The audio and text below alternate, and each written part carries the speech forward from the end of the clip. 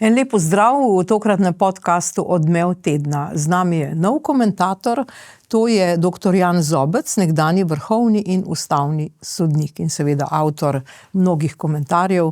Gospod Zobec, lepo pozdravljeni. Ja, lep pozdrav in hvala za povabilo.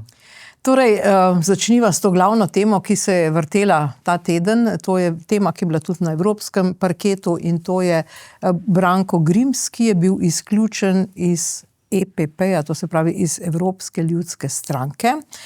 Presenetljivo, na tajnem glasovanju je bilo 131 poslancev za to, da se ga izključi iz EPP-ja, in zgolj 7 proti, med njimi to so bili vsi poslanci SDS-a, to je stranke, kamor sodi tudi Branko Grims in še Matej Tonin. Zdaj pa poglejmo, kaj je Branko Grims povedal po tej izključitvi. Zahvalil bi se vsem državljankam in državljanom, volivkam in volivcem za res izjemno podporo, ki sem jo bil deležen za svoje delo v Evropskem parlamentu te dni. Pomeni mi izjemno veliko, hvala vam vsem in me hkrati zavezuje, da bom svoje delo v Evropskem parlamentu nadaljeval še naprej in da bom še naprej v Evropskem parlamentu z vsemi močmi delal za vas, za moje volivce, za našo Slovenijo, za varno Evropo. In seveda to pomeni, da bom tudi štartal na naslednje evropske volitve. Bog vas živi, Bog živi Evropo in Bog živi našo domovino, Slovenijo. Torej, to je bilo po tej izključitvi. Zdaj najprej poglejva vaše mnenje, kaj je magister Branko Grims naredil narobe pred izključitvijo, da je do tega sploh prišlo.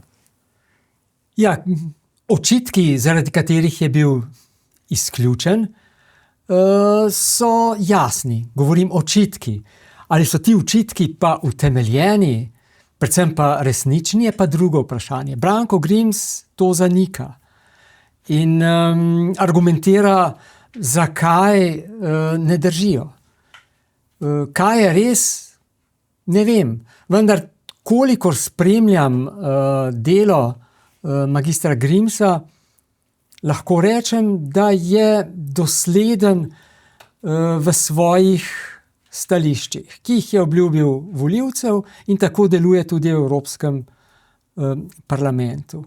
Gre za tiste temeljne vrednote, na katerih temelji, na katerih je gradil svojo kandidaturo, zaradi katerega je bil tudi izvoljen.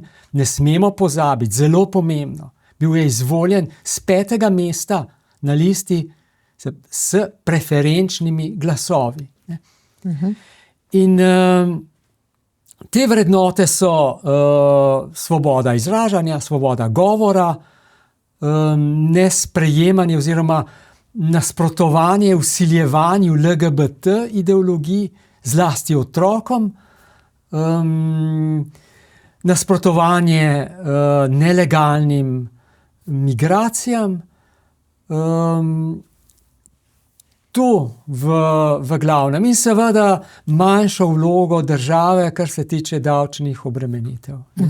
Ali je to, da je recimo Branko Grims seveda zvest svojim vrednotam, tako je bil tudi izvoljen, ali to pomeni, da mogoče Evropska ljudska stranka ni zvesta svojim vrednotam? Se zdaj, če gledamo na te primere, se konec koncev je bilo podobno tudi z Madžarsko, ne? Kaj pravzaprav sploh še zagovarja ta Evropska ljudska stranka? Evropska ljudska stranka je, oprostite, če bom tako direktno povedal, degenerirala.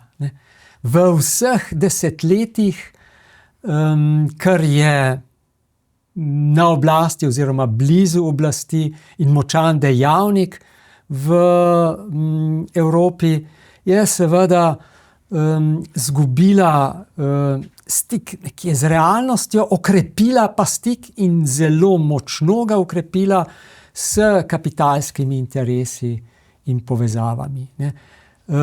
Predsednica Evropske komisije to uteleša, simbolizira in je glasnik le-tega. Njene povezave s Pfizerjem, recimo, so družinske, njen soprog je tam. Poznamo tudi te maile. Vemo, da je problematična z vidika moralno-etičnih vprašanj. Plagiarizem, plagiatorstvo njene dizertacije. In še bi lahko našteval. Vse to kaže na, kako bi rekel, ona je kot simbolna figura te stranke, degeneracijo, degeneriranost tega.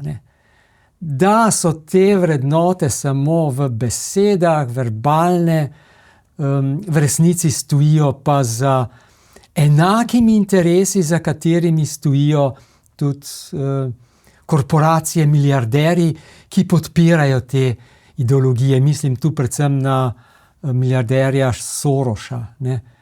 LGBT, migracije, ta zeleni prihod, ki mu je ona tako vdana. Za vsem tem so pač neki močni kapitalski interesi. Mi ljudje, navadni ljudje, pa tu igrače. Nekatere s tem zavajajo, očitno uspešno, in krepijo svojo kapitalsko in s tem tudi oblastno moč. No, seveda je to dejanje Evropske ljudske stranke presenetilo marsikoga. Prvič ta velika podpora na tajnem glasovanju, drugič pa tudi, recimo tudi Janez Janša je še dan pred tem mislil, da se to ne bo zgodilo, da je Branko Grims dejal, da ima veliko prijateljev v Evropski ljudski stranki. Torej, zakaj se je to zgodilo in zakaj prav zdaj? Ali je to po vašem mnenju tudi sporočilo stranki SDS ali pa mogoče Janezu Janši? Ker konec koncev je gospod Grims 2 leti že v Evropskem parlamentu. Ampak točno zdaj, recimo, ko je Janez Janša napovedal, da bo seveda preselil veleposlaništvo Slovenije v Jeruzalem, mogoče je bilo to narobe. Kaj je bil ta povod? Lahko da to. Ampak ozrimo se na stanje v Nemčiji. Nemčija in Francija sta neka hrbtenica Evropske unije. In dogajanje tam močno vpliva na Evropsko unijo. No in v Nemčiji je po anketah AfD vodilna. 27 do 29% volivcev bi se danes odločilo za AfD. Na drugem mestu šele je CDU, CSU. To veliko pove o pešanju ljudske stranke, desnice in krepitvi alternative tej desnici. Ali rečemo, da je to skrajna desnica? Jaz bi prej rekel, da je to alternativa. Alternativa vsemu tistemu, kar sem prej povedal, tej degeneriranosti. Žal tudi s skrajnimi primesmi. In to je slabo. In to je pravzaprav, AfD je pravzaprav otrok CDU. In očitno si želi, vsaj jaz tako, zame očitno špekuliram, da si želi ljudska stranka nekako utrditi svoj položaj, utrditi notranjo disciplino in preprečiti, da bi prišlo do kakršnega koli zbližanja, ker gospod Grims je ta most med enimi in drugimi, zbližanja s, denimo, patrioti, ali pa potem s AfD. Želijo tu, kot pravijo, in kar je po mojem zelo napačno, ta kordon saniter. In to je bil verjetno nek eksemplaren primer, če boste kakorkoli se odmikali strogo od naših kako bi rekel, naših smeri, se vam bo zgodilo to, kar se je zgodilo Grimsu. Demokracije pri nas znotraj stranke po naših teh klubskih pravilih ni. To je njihov signal. Tudi to, kot ste omenili, sporočilo slovenski SDS, naj se disciplinira. Verjetno je moteče to, da vračajo oziroma da premeščajo veleposlaništvo v Jeruzalem, ne, ki je pač center judovstva in kjer je logično seveda, da tam veleposlaništva in center države je. Ne. Vse to verjetno. Ne. Ja. Ali je po vašem mnenju, tudi to lahko slišimo, zdaj Evropska ljudska stranka premalo konzervativna, premalo suverenistična? Lahko rečemo zdaj konzervativna, da v delu, v katerem tolerira, podpira vse te ideologije, ne, predvsem zeleni prehod, LGBT, ilegalne migracije, ne, je premalo konzervativna. Ne. Kajti, veste, vladavina prava je konzervativna vrednota. Ne. Vladavina prava pomeni biti zvest ne samo pravu formalno, ampak biti zvest tudi njegovi vsebini, njegovi podlagi, duhu zakonov. In ta duh zakonov se je izgubil.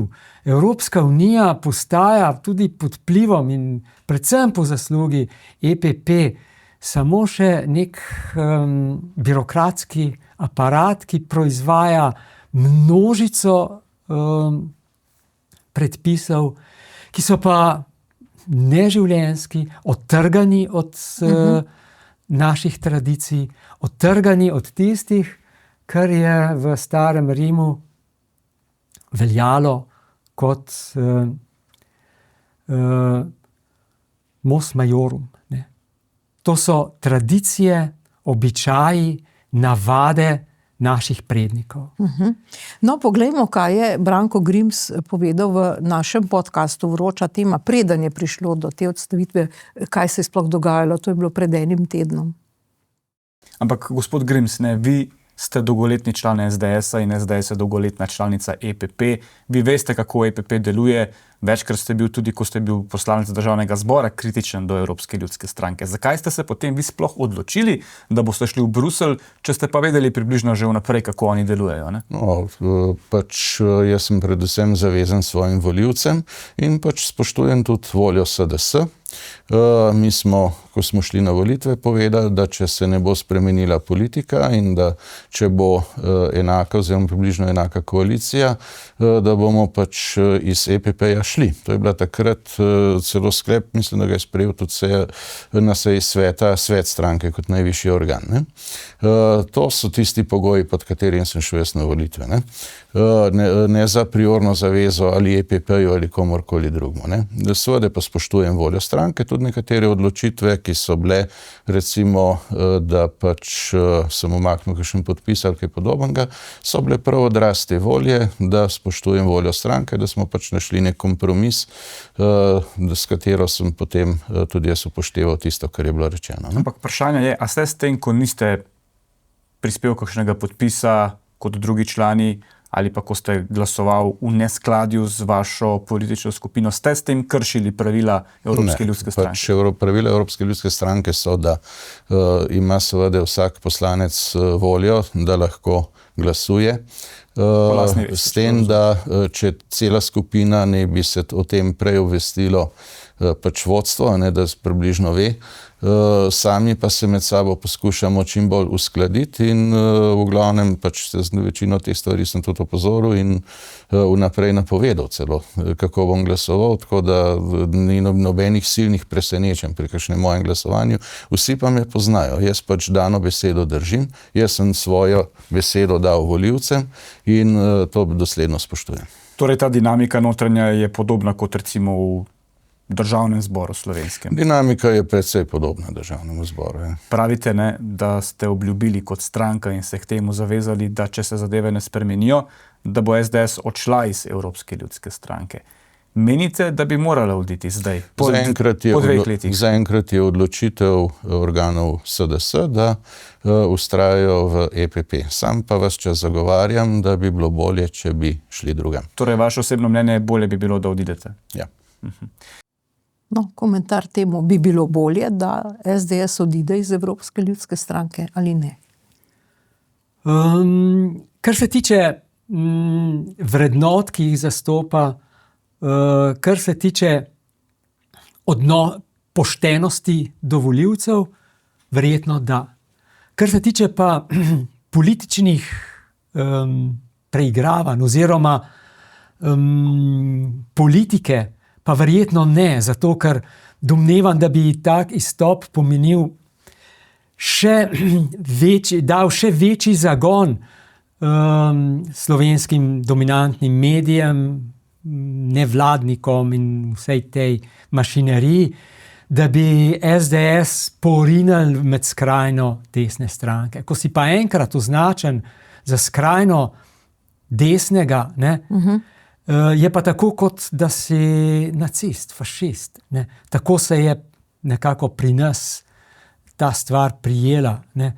In zato tudi se tako zelo trudijo ves čas, če spremljate dominantne medije, ne, potiskati SDS v polje skrajnosti. Ne. Ker ko si pa enkrat res v skrajnosti, zgubiš glasove. Skrajnosti so tiste, ki kažejo na nedemokratičnost, na antisistemskost, na protiustavnost, skratka na vse, kar je slabega.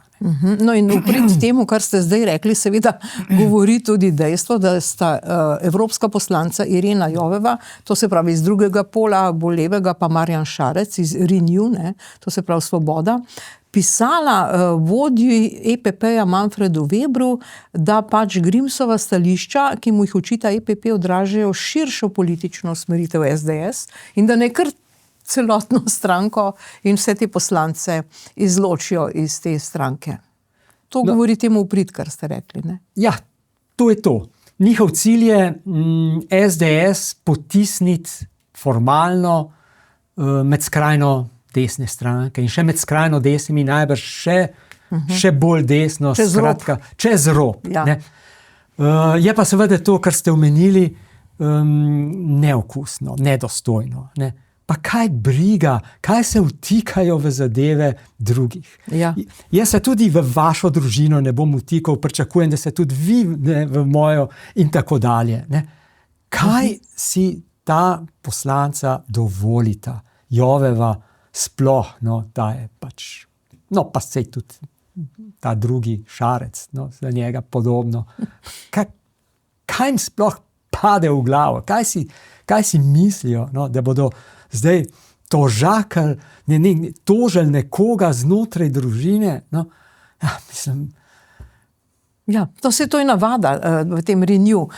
Se je tudi Vera Jourova prišla v Slovensko na ustavno sodišče delati državni udar, ne? In ga je očitno uspešno naredila. Ja, in ga je naredila. Ne? Ja. To je vtikanje v naše notranje zadeve. Ja, ne? Ja.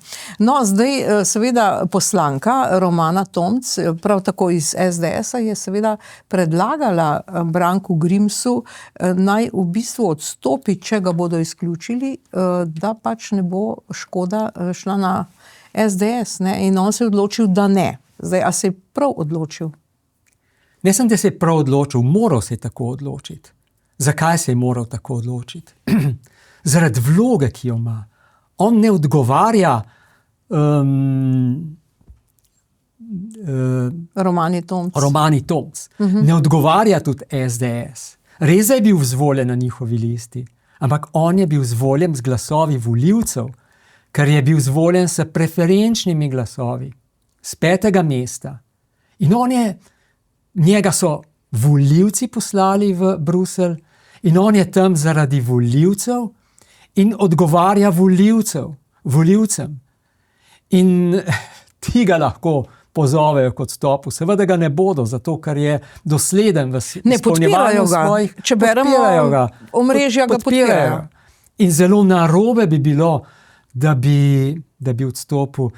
In ta izjava Romane Tomc, ki jo sicer zelo cenim, je pač napačna. Ne? Je mimo. Ona je podpredsednica. In od nje se najbrž tam tako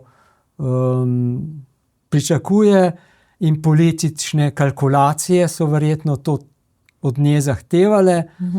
Ampak jaz kot državljan, sicer nisem med volivci, nisem volil gospoda Grimsa, volil sem, lahko javno povem, Petra Gregorčiča.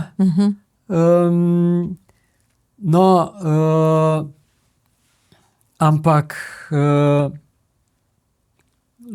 Grims odgovarja svojim volivcem in to bi morala tudi Romana Tomc vedeti. Tako da ta izjava ni bila ravno na mestu. No, ampak zdaj, ko ste omenili, kako ste volili, ne? Zdaj, ali bi bilo kaj drugače, če bi res nekdo drug bil tam? No, se Grims je dobil veliko glasov, ne? Mogoče bi Peter Gregorčič naredil kakšne premike v tem razmišljanju te skupine. Lahko da bi, ne? Peter Gregorčič ima drugačne energije od Grimsa, ne? Veliko močnejše, veliko odločnejše, kako bi rekel, morda tudi bolj agresivne, ne? In v takem parlamentu najbrž ne bi bilo slabo imeti nekoga, ki je bil tako močan, odločen, neizprosen, kot je on v svojih argumentih. No. Tako da ampak od tega, veste, je že 2 leti. Ja. Medtem se je marsikaj spremenilo, tako pri Petru Gregorčiču, kot zdaj vidimo pri Romani Tomc in na tretji strani. Tam pa še najmanj, oziroma nič pa pri poslancu Grimsu. Dobro, zdaj prisluhnimo, kako je Manfred Weber, ki je predsednik te skupine, te EPP-ja, komentiral, še preden je prišlo do te odločitve. But on SDS, I can proudly say that we are happy to have them inside of the EPP family. Romana Tomc, as delegation leader, as vice president of the EPP group in the European Parliament, is delivering a great job, very, very strong contribution from Slovenia. And I also welcomed Janez Janša in the last meeting of our council members, being back as Prime Minister of Slovenia. In this moment of time of extremely challenging changes, we need serious experience, and that is what Janez Janša is standing for. Dobro, res pojavlja se vprašanje, kaj zdaj ta dogodek pomeni, če sploh kaj za SDS? Jaz upam, da bo šel mimo, ne? Da bo SDS ostal tak, kakršen je, da bo na to gledal kot na neko dogajanje v nekem klubu, katerega formalni član je, ampak vsebinsko pa ne bo bistvenih razlik. Tisto, kar je nekoliko bolj oprijemljivo, tu je vprašanje, kako bodo spet dominantni mediji, mislim na RTV, Delo, Večer in Dnevnik, Mladina, ne, Pop TV, to izkoristili in komentirali in udarili po vladajoči SDS, skušali zmanjšati njeno relevantnost v domačem prostoru, odvrniti volivce od te stranke, jo prikazati kot skrajno, ne. Češ, poglejte, imate skrajnega evropskega poslanca, ki sodi v patriote ali pa suvereniste. Skratka, bo nek izkoristili bodo to za neko propagando. Medtem ko znotraj te družine, če tako rečem, zlasti pa pri SDS pa najbrž ne bo nič spremenilo. Kaj pa pri Branku Grimsu? Ne? On bo spet kandidiral. Kje bo zdaj kandidiral? Naj ustanovi svojo stranko? Naj se pridruži tem suverenistom, patriotom? To je pa zdaj vprašanje. On je seveda član SDS, ne? In v Štrasburu oziroma Bruslu ga vidimo kot člana SDS, ni pa več v EPP. Ne? Njega bo seveda lahko stranka SDS ponovno kandidirala. Zakaj pa ne? Ne? Lahko bo kandidiral sam. Ne? Lahko se bo zdaj priključil patriotom, lahko bo kot neodvisen poslanec, to bo ocenil sam. Ne? Ampak pomembno je, da ostraja vztraja pri svojih načelih, pri svojih volilnih obljubah in da deluje v skladu s tem še naprej. Ampak je pa tako, ne, da če bo kandidiral sam na neki svoji listi, bo moral vendarle povedati, kam se bo povezal v nekem prihodnem mandatu, ne, v katero skupino. To pa, ja, ker ne bo mogel kandidirati kot bodoči nepovezan poslanec. To se izključuje, to je nonsens. Ne. Tako da to pa bo moral. Ne. Zato bi bilo morda že danes smotrno, da se pridruži denimo patriotom. Ne. Vi bi svetovali, da se pridruži patriotom? Če ima namen ponovno kandidirati, potem bi bilo to smotrno. Ne. Sicer so pa še skoraj 3 leta do takrat. Ne vemo, kaj se bo še zgodilo v tem času. Ja. No, še nekaj je zanimivo, ne, tudi ko poslušamo Manfreda Webra, da ko je šlo za Marto Kos, za katero je zdaj dokazano, da je sodelovala z UDBO, so dokumenti objavljeni v knjigi, vse to so slišali tudi v Evropskem parlamentu, knjiga je bila tam predstavljena v angleščini in Manfred Weber in vsi ti gospodje iz EPP-ja in gospa von der Leyen Ona še posebej? Ja, se delajo, kot da tega ni, ali Marta Kos, skratka, neka sodelavka UDBE, kakorkoli se je ta tajna policija takrat imenovala, jih praktično ne moti. Ne.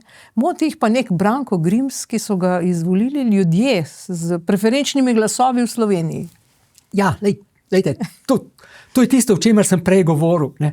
To je ta razvodenelost vrednot in vrlin, ki so nekoč bile samoumevne in ki so podlaga delovanju institucijam in podlaga prava, ne.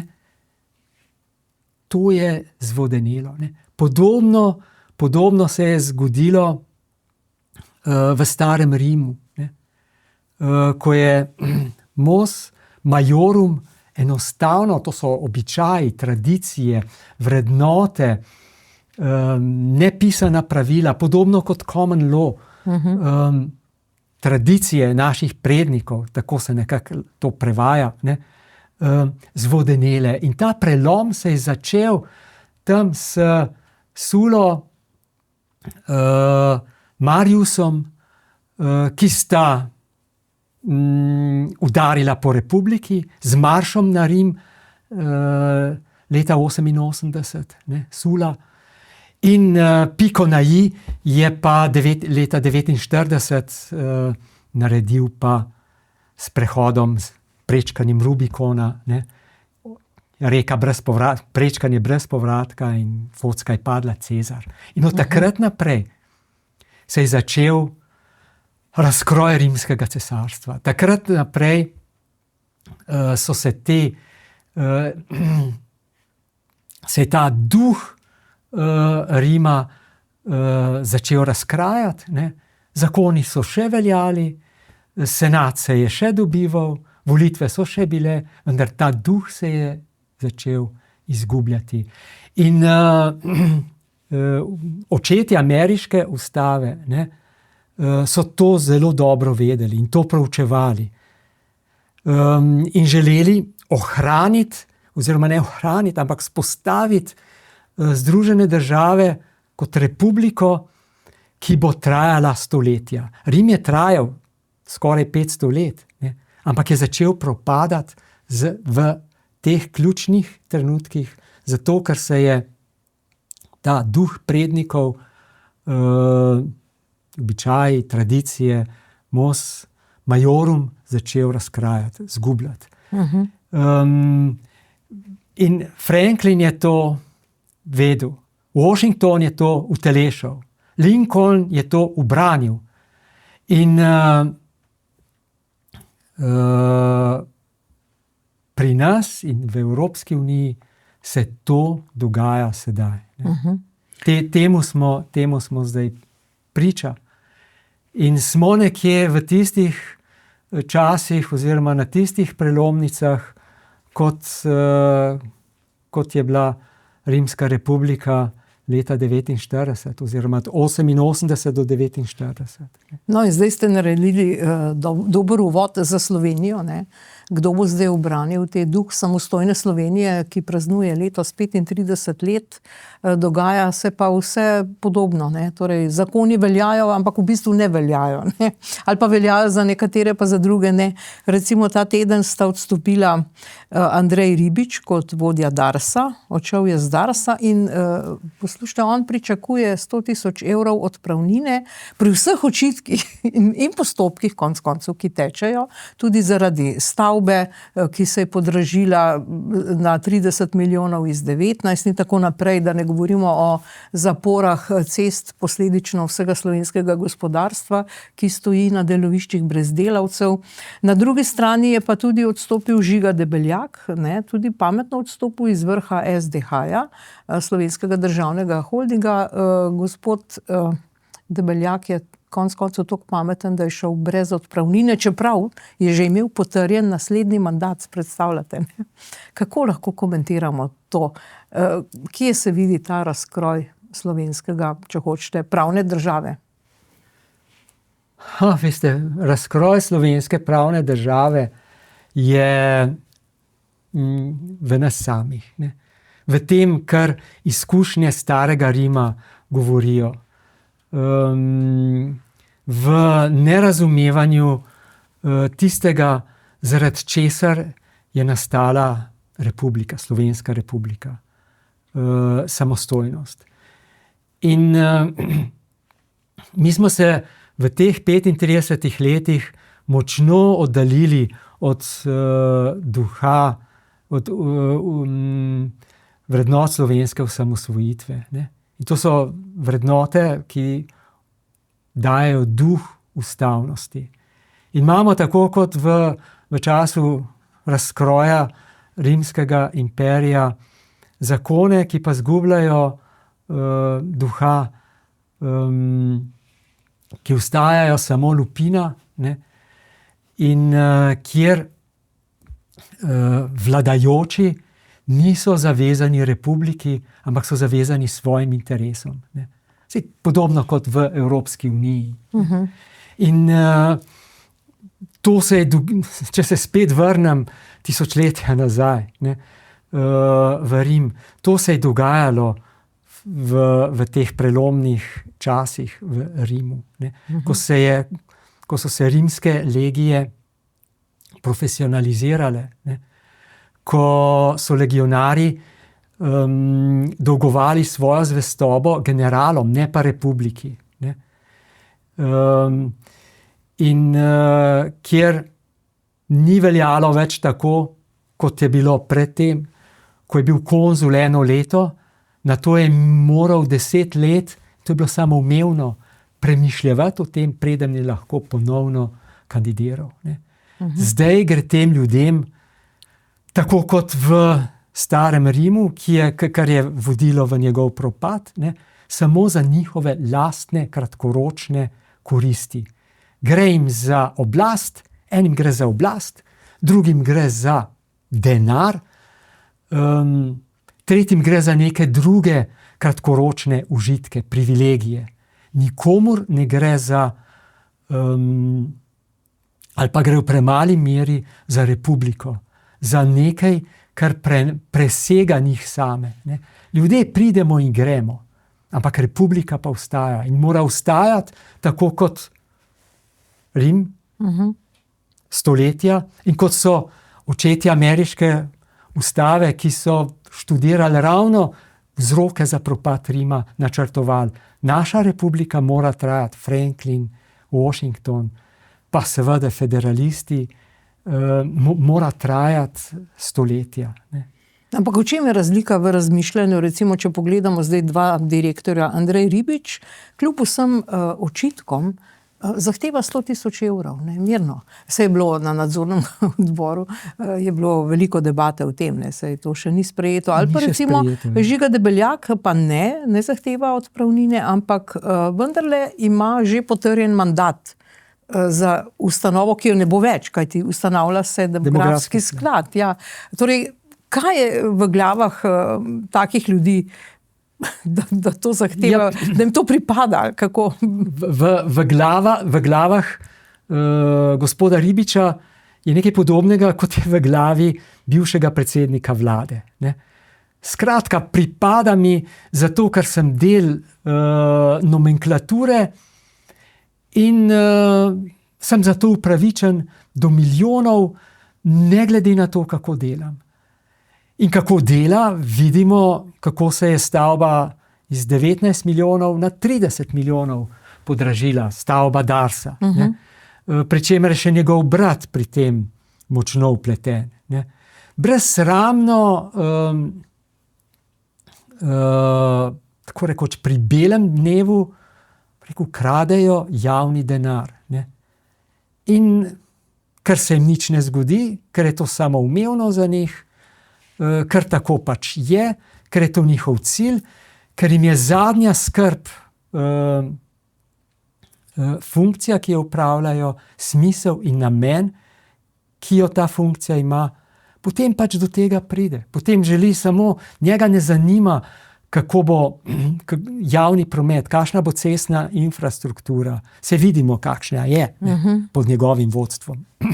Ne, njega zanima jahta, želi biti prvak v številu metrov jahte, želi obkrožiti svet, ne, s jahto. In to se mu zdi samoumevno, to mu pripada. Ne. Hubris, aroganca, požrešnost, samo to lahko rečem. Ne. In spet se sprašujem, kje se je zgubil duh ustavnosti. Ampak glejte, a je tudi v skladu z ustavo, da ti nekoga imenuješ oziroma mu daš zeleno luč na podaljševanje mandata, preden ta mandat sploh poteče. Recimo Žiga Debeljak je že bil potrjen, sploh še ni, on je pravzaprav odvzel pravico neki novi vladi, nekim novim ljudem, ki bi rekli ja, ne, ali kakorkoli bi pač rekli, se je kar postavil na to mesto. Vse podobno je direktorica gospodarske zbornice, gospa Nahtigal, je tudi si zagotovila mandat, bomo videli, kaj bo z njo. Ampak mislim, kaj mislijo ljudje, ki si vnaprej, se sploh ne vemo, kdo pa ve, a boš sploh še živel, se prosim, mu prvoščam. Ne? Ampak hočem reči, ne moreš za eno leto naprej že se usest na nek stol, ni še niti stola, niti ti ne veš, ali boš sploh še kjerkoli sedel, ali kako je, kaj je to, kakšna manira je to? Ja, to je manira grabežljivosti in manira nebrzdane slepo oblasti in vplivu. In izkoriščajo vse, kar se izkoristiti da se pa tako rekoč vse, ne, zato da ohranijo oblast, vpliv, moč. In da preprečijo neki novi politični opciji, ki prihaja. Tako je. Ne. Saj poglejte tudi ustavno sodišče. Ne. V izdihljajih prejšnje koalicije, ne, so si spakirali ustavno sodišče. Ne. Poglejte recimo razpise po ministrstvih. Ne. V času upravljanja tekočih poslov so šli v široke razpise. Ne. Za ministrstvo, ki ga ni več. Enodnevni rok za prijave. Lepo vas prosim. Na solidarno prihodnost, ki je ni več. Ja, sej tudi tega SDH-ja ni več. Vse to je tisto, v čemer pač ves čas nekako, ki je nekje rdeča nit tega najnega pogovora. In zdaj jokajo, da ne bo denarja. Ja, denarja ni, ker so ga zafrčkali vnaprej. Seveda, in ker jih nič drugega ne zanima kot denar, se pravi, da do denarja pridejo, mora biti davki visoki, mora biti država močna, davčni primež močan, ne? In potem s tem denarjem pač oni sami razpolagajo, ga delijo, predvsem seveda svojim. Nekaj drobtinic dajo še drugim, da preveč ne tarnajo, da preveč se ne pritožujejo, ampak poskrbijo predvsem za svoje, ki so na teh položajih povsem nemeritorno. Ne? In zato država pač nazaduje. Poglejte v vseh pogledih, saj statistike to jasno dokazujejo. Ne? gospodarska rast, bančna, inflacija, javnofinančni primanjkljaj, javni dolg in tako dalje. No in zdaj jih moti demografski sklad. Ta demografski sklad bi pa praktično združil vse to državno premoženje v en sklad, ne. To se pravi naložbe Republike Slovenije, naložbe SPIZ-a, Zavarovalnice Triglav, nepremičninski sklad invalidskega in pokojninskega zavarovanja, Zavoda za zdravstveno zavarovanje, Vzajemne, KAD, družbe za svetovanje in upravljanje, to se pravi DSU in SDH, kot že rečeno, ne. Torej, zakaj se zdaj vsi bojijo v opoziciji tega sklada? Kajti to je tako, vse to premoženje, menda gre za 17 milijard tam nekje, so ustvarile pravzaprav te generacije, ki so zdaj stare, ki so upokojene, ne? In na nek način bi bilo prav, da dobijo neko dividendo, da tako rečem, od tega premoženja. Zdaj, koga zdaj to moti? Ja, predvsem moti tiste, ki so od upravljanja z državnim premoženjem vlekli koristi, ne.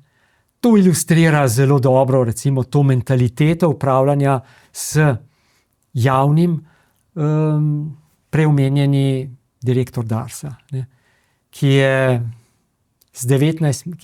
stavbo Darsa z 19 milijonov podražil na 30 milijonov, ne. Pri tem pa še njegov brat vključen. Pa ilustrira seveda bivši predsednik vlade, ko je bil direktor GEN-I-ja in še številni drugi, ne. Da ne omenjam, da nimamo bivše ministrice za infrastrukturo, ali pa, če sem še bolj konkreten, prisluhov prek špagetov, ki dokazujejo ali pa ki dajo zelo močne indice o sistemski korupciji, da je korupcija pri nas sistem. No in ko se jih odreže od tako velikega premoženja, 17 milijard, ne, je to za njih zelo hudo, ne. Oni pa želijo s tem upravljati na način, kot so do sedaj upravljali, ne. Se pravi, v svojo korist in v korist svojih podpornikov. V tem je vsa skrivnost, ne. Po drugi strani pa je prenos tega velikega premoženja na demografski sklad pa za vse starejše generacije, med njimi sem tudi sam, ne, dobra novica, ne. Ker največji problem demografije, poleg tega, da je manj mladih, da nastajajo potrebe po uvozu tuje delovne sile, ne, je prav vzdržnost pokojninskih blagajn, ne. In ker gre, kot ste sami lepo povedali, za premoženje, ki so ga ustvarile starejše generacije, ne, je pošteno, da te generacije od tega premoženja dobivajo skozi pokojnine dividende. Ker sicer bo mladih, ne, ki skozi generacijsko solidarnost prispevajo pokojninski sklad vse manj in s tem njihovih prispevkov vse manj in pokojnine vse nižje. Demografski sklad bo pa garancija, ne, bo zagotavljal, da bo s pametnim, odgovornim, upam, da bo tako upravljanje le-tega ustvarjal dobičke in z teh dobičkov se bodo poleg vplačil na temelju medgeneracijske solidarnosti ustvarjale solidne podlage za izplačevanje pokojnin za nas in naslednje generacije upokojencev. No, seveda, vi ste tudi predavatelj na Novi univerzi za položaj in postopke na Ustavnem sodišču, ne. Zdaj zanima me, ravno kar se tiče denarja in gospodarstva, je bila prav ta teden spet pobuda strani gospodarstva, da bi vendarle Ustavno sodišče že odločilo, ali je primeren referendum o tem interventnem zakonu, ki se dotika točno tega. davkov, ne nazadnje upokojenci še vedno plačujemo in vsi državljani, da se razumemo, za neko dolgotrajno oskrbo, ki je še vedno ni, za 1% ali 2% so se znižali naši prihodki zaradi te norosti Golobove in pokvarjenosti konec koncev Golobove vlade. A ne? In vse to je zdaj zapakirano v nekem interventnem zakonu in Ustavno sodišče še zdaj ne odloči. Zdaj mi pa povejte, saj imamo kar nekaj teh odločitev Ustavnega sodišča, ki jih bova komentirala, ali je Ustavno sodišče dolžno odgovoriti, ima kakšen rok, ali lahko kar leta in leta zapre v predal nek predlog, kako je s tem? Ja, mora odgovoriti na, ko gre za pritožbo zoper odločitev Državnega zbora, da se ne razpiše referendum, mora to v 30 dneh odločiti. In? Ker že čakamo. To je instrukcijski rok. Ne? Ja. Kako bi pa sankcionirali?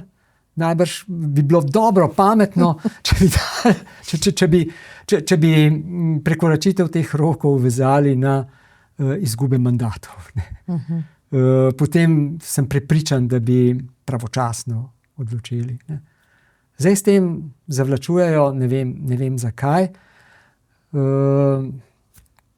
Zadeva je pa, najbrž se jim zdi sporna, ampak jaz mislim, da niti ni sporna. Žal ni sporna v tisti smeri, ki bi tu referendum dopustila, ne, ker gre za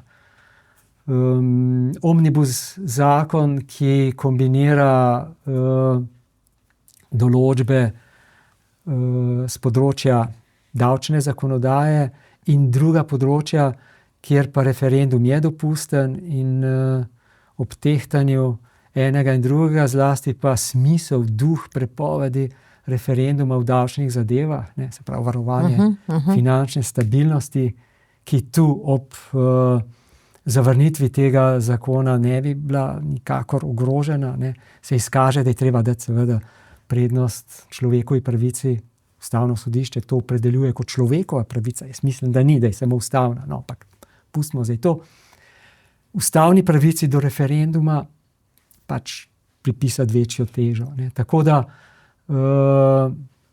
moja napoved je, da bo Ustavno sodišče referendum dopustilo, s tem, da bo določilo način izvršitve, po katerem pa ne bo veljala enoletna prepoved novega legisliranja z področja davčne zakonodaje. Se pravi, vsega tistega, kar zadeva davke v tem omnibus zakonu. To se pravi, državljani se lahko odločijo, bomo potopili Slovenijo. Ne, ker očitno je to zavlačevanje zdaj mlinski kamen za vratom slovenskega gospodarstva. Ne? Ja. Se popolnoma strinjam s tem. Samo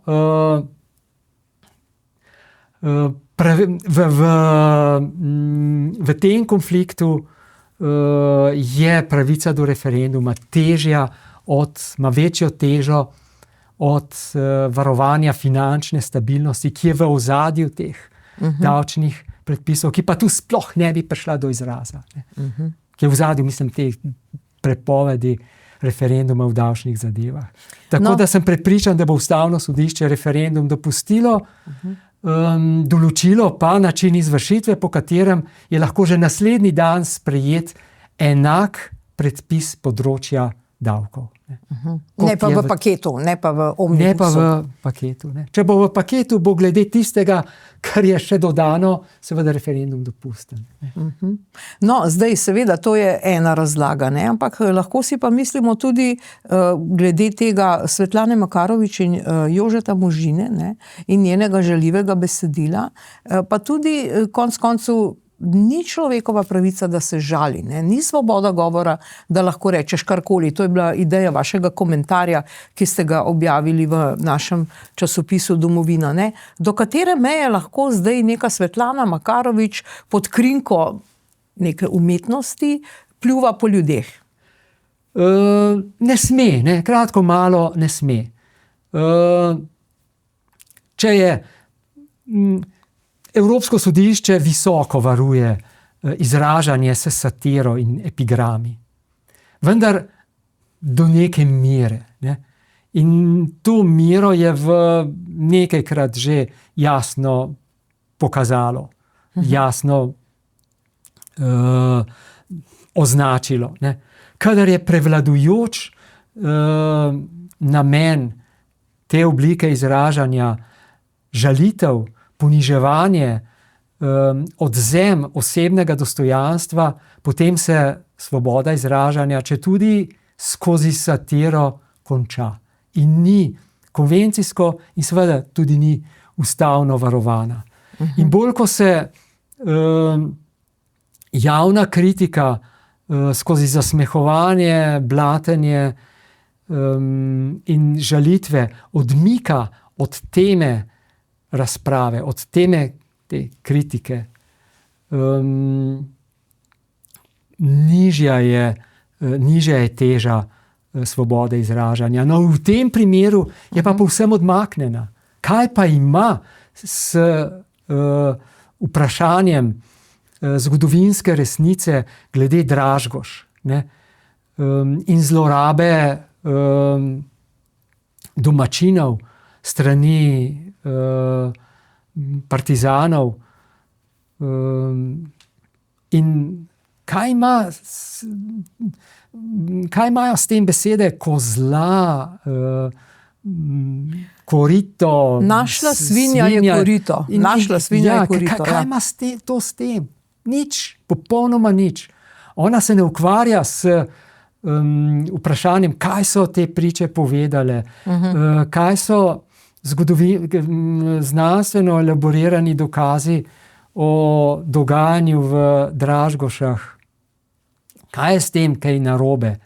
Ne, ona se ukvarja samo s osebo, ki je to izrekla, ne s temo, o kateri je ta oseba, mislim, na doktorja Možino razpravljala in komentirala.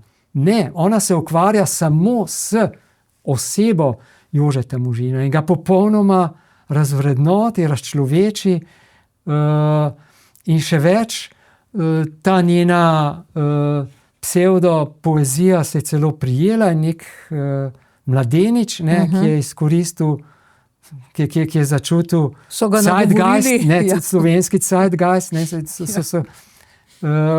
so ga izkoristili in tam, ne vem. Na neki borčevski proslavi? Ja, na neki celo ministrica je bila navzoča, takratna ministrica. Katič je bila tam navzoča. Ja, instrumentaliziran mladoletnik, ne, grdo, da se mladoletnike tako izkorišča. Ne. In ko vse to pogledamo, ne, se vidi, da tle gospa nima nobenih možnosti. Ne. Ampak najbrž to ve tudi sama, ker je spet zbolela. Je ni bilo. Ja, ampak glejte, to je civilni postopek, odškodninski postopek. V civilnem postopku sodišča vabijo samo pooblaščence strank, odvetnike. Stranke samo takrat, kadar jih morajo zaslišati v dokazne namene, ali pa če ocenijo, da morajo še kaj se izjaviti v kakšnih navedbah. Ampak za zagotovitev kontradiktornosti, pravice do izjave, se seveda vabijo samo odvetniki. Jaz ne vem, kaj sodnica vabi stranko samo. No? Posebej potem, ko je že zaslišala in ko je vse dokazno gradivo zbrano. Pa kakšen smisel ima? A ta sodnica sploh ve, kaj dela? No? Jaz ne vem, ni mi jasno. No? Ni mi jasno. To je popolno nepoznavanje ZPP-ja, zakona o pravdnem postopku, nerazumevanje duha tega zakona in nespoštovanje pravice do sojenja brez nepotrebnega odlašanja. To je vse nepotrebno odlašanje. Ne? In ne vem, tu je treba, tu bi moral tudi sodni svet nekaj, ali pa predsednik nekaj narediti. Poglejte, tako se pa postopki ne vodijo. To je pa očitno zavlačevanje s neupoštevanjem zakona o pravdnem postopku. In gremo naprej z rdečo zvezdo. Ja, pač. To je že komično. No? Ja. Ta rdeča zvezda je že komična. No, ampak dobro, ustavno sodišče. Ne? Vi ste bili ustavni sodnik in zdaj ustavno sodišče je, pa vas prosim za komentar, razsodilo, končno so zdaj vzeli iz nekega predala zakon o RTV, ne? Zdaj, ko je nova vlada na tem, da konec koncev uporabi ta zakon, ali kaj se bo zdaj zgodilo, in oni so ugotovili, da v bistvu ni neustaven ta zakon o RTV, ki je obglavil v nekem trenutku vodstvo. Tako da zdaj te, kot so se sami imenovali, moram reči, nekogaršnji hlapci, ne, praktično so delali očitno prav in obglavili RTV, se povzpeli na direktorske stole in v bistvu na nek način pripeljali RTV v situacijo, da v bistvu nima niti denarja za avgustovske plače. Ja, denarja za avgustovske plače seveda nima, ker porabe denarja na RTV pač nihče več ne nadzira. Nadzornega sveta ni več. Ukinili, ja. Združili so programski in nadzorni svet v svet RTV-ja, ne? In nadzora nad porabo finančnih sredstev ni več, je izpuhtelo. In rezultat je tu. Ne? Ustavno sodišče, ste rekli, je odločilo. Ne? Ne vemo pa za obrazložitev, zakaj. Zanimanjem pričakujem to odločbo. Ja, menda, da do 20. julija imajo čas za ločena mnenja, ne? In teoretično je možno tudi vnovično glasovanje. Kaj vi napovedujete? No, ne vem, težko rečem. Res težko rečem, ker ta zakon je pa tako očitno protiustaven. Vsaj glede predčasnega končanja mandatov. Ne? Ker gre za poseg v pravico do gre za poseg v zaupanje v pravo, gre za poseg v pravico do sodnega varstva, ne? Gre za poseg v pravico do prepoved oziroma v prepoved posega v pridobljene pravice. In tu je tudi evropska judikatura, mislim na ESČP, dovolj jasna. Ena od vodilnih zadev z tega področja je Baka proti Madžarski, ne? Ki jo pobuda tudi izčrpno analizira, elaborira in se na njo opira. Ne vem, kako bodo to preveslali, in če bodo, bo to seveda ustvarjen precedens, ki bo pa zdaj novo koalicijo upravičeval, da bo sekala mandate kjerkoli, ne, po mili volji, pač sklicujoč se na ta precedens. Ne. To je erodiranje zaupanja v pravo, erodiranje ustavnosti, in če se bo to zgodilo, bo res ustavno sodišče samo potrdilo vse te kritike, da so spakirani in da so hlapec režima, ne pa hlapec prava in ustave. Ampak počakajmo, lahko da bo tudi revotacija, ko se spišejo ločena mnenja, nekatera so tako prepričljiva, da privedejo do revotacije, ali kot je rekla pokojna sodnica Bader Ruth Ginsburg, najboljša ločena mnenja so pokopana skupaj s svojimi avtorji, ne, ker privedejo do revotacije. Ne. Bomo videli. No. No, ampak Rok Čeferin, predsednik ustavnega sodišča, in pa Neža Kogovšek Šalamon, oba dva tudi zaradi svojih osebnih poslov oziroma angažmajev. Čeferin je na plačilni listi RTV-ja, ne. A veste, Neža Kogovšek v Mirovnem inštitutu, zdaj spomnimo se prejšnji ustavni sodnik, Jaklič so mu pa učitali, da način, kam se plačuje neke honorarje, se je plačevalo. SP, cela Slovenija ima te različne SP-je, to on očitno ne bi smel imeti, ali jaz tega ne razumem dobro, tega res dobro ne razumem, med ustavnimi sodniki vse to, kar se grejo. Ja, tega tudi jaz ne razumem. Ne. Poglejte, ustavni sodnik se lahko ukvarja s pridobitno dejavnostjo, vendar le če gre za znanstveno raziskovalno delo ali pa predavanja. Ne. In zato smo ustavni sodniki vselej lahko se s tem ukvarjali. Ne. Zdaj, v kakšni obliki, pa v kakšni pravno-organizacijski obliki je to speljano, pa ni tako pomembno. Bistvena je vsebina. Ne. Zakaj je bil ta SP registriran? Če je registriran samo za upravljanje znanstveno-raziskovalnega dela in predavanj, ja, je vseeno po kakšni pogodbi. Pomembno je vsebina. Nekaj drugega je pa ustvarjanje profita. Ne. Če imaš pa odvetniško družbo, to je pa ustvarjanje profita. In to recimo pri predsedniku ustavnega sodišča ta okoliščina je in je celo privedla upravičeno, utemeljeno do izločitve. Ne? Ja, na pavšalu je. Ne? Ker je na pavšalu, na plačilni listi. Ali kaj naredi, ali ne, njemu zmeraj vsak mesec pricinglja par tisoč evrov v žep. Ne? To je to. Ja. To je in mi to prosto Slovenija. gledamo. Lejte, spet smo tam pri tej rdeči niti. Ne? Povsem je izpuhtel ta duh tradicije, ne? Mos majorum. Ja. Mos majorum se je pač zgubil in to je samo ena od demonstracij. Ampak zanimivo je, da se nič ne zgodi. Ne?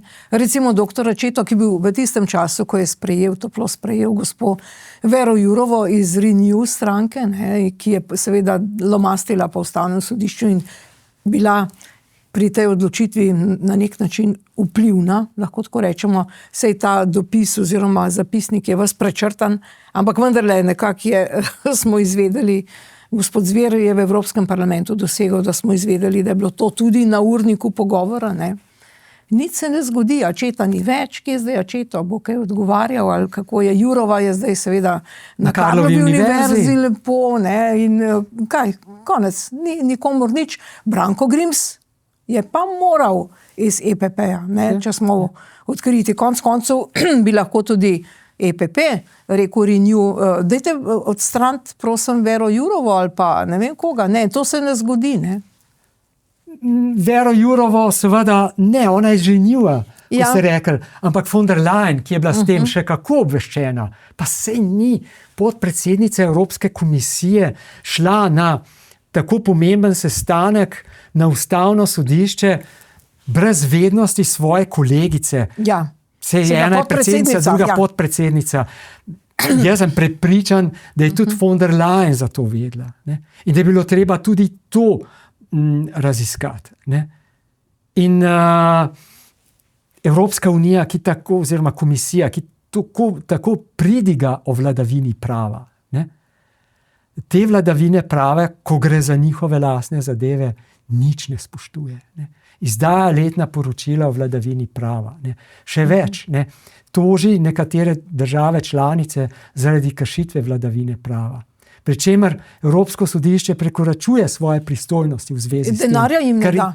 Ja, ampak to sploh ni vprašanje. Vladavina prava ni vprašanje, o katerem bi odločalo Evropsko sodišče. Tu gre za vrednote, ne gre za pravo. In tu prekoračujejo. V zadevi Omega so to jasno povedali, celo za človekovo dostojanstvo. No, ampak tu širijo svoje pristojnosti. In to so dvojni standardi v Evropski uniji, kaj šele v eni Sloveniji z nedokončano tranzicijo. Ne? In to, čemur smo priča, ne, na ustavnem sodišču, da se nič ne zgodi, je samo en odsev istega vzroka. Ne. Na drugi strani imamo župana 10%, ne, ki se javno hvali, da ne bo nikoli obsojen, ne. Iz političnih razlogov ne bo obsojen. Ne bo zaradi tega, ker ne bi grešil pravno. Ne, politično. Ne. Spet smo pri popolnem razkroju mos majorum. No in za nameček je zdaj prišlo tudi do spremembe v zemljiški knjigi. do dostopnosti, ne, kar se tiče nepremičnin, to je zdaj postalo diskriminatorno. Ne more vsak zdaj izvedeti, kdo je lastnik. Zdaj ti greš v nek pravni posel, kupuješ, prodajaš, bi rad nekaj storil, ampak ne prideš do podatka. Ne? Ja, pravijo, da prideš, vendar bistveno oteženo. Sistem e-pas, ali ne vem, še niti ne znam, nisem si zapomnil teh elektronskih gesel, tega žargona, slenga. Skratka, moraš biti digitalno nekoliko bolj vešč od povprečja. Ne? Zagotovo pa bolj vešč od številnih starejših državljanov Slovenije. Ne? In kaj to pomeni? Pomeni, da pomemben vidik lastninske pravice in lastninsko-pravnih razmerij, to pa je jasnost in preglednost le-teh razmerij. Ne? Tu ne deluje, oziroma deluje zelo diskriminatorno. V lastninskem pravu velja načelo publicitete. To je zelo pomembno načelo. Lastninska pravica je absolutna pravica, ima učinek zoper vsakega. Ne? Ampak da ima učinek zoper vsakega, mora biti tudi vsakomur razpoznavna, prepoznavna. Lastninska pravica na premičninah jo kažemo s tem, ker premičnine imaš v posesti, kot je tale suknič, ta je moj, a ne, ker imam ga v posesti. Ne?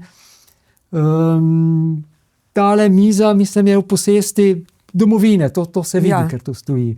Ampak ko gre pa za gozdove, ne, hiše, no, pa predvsem gozdove, recimo, to je pa težje razpoznavno. Zato imamo zemljiško knjigo, kjer je to vpisano. In dostop do te publicitete, do zemljiške knjige, kjer zemljiška knjiga opravlja funkcijo publicitete. Ne. Pri premičninah posest, pri nepremičninah zemljiška knjiga. In če je to oteženo, pomeni, da je ta publicitetna funkcija okrnjena. Ne?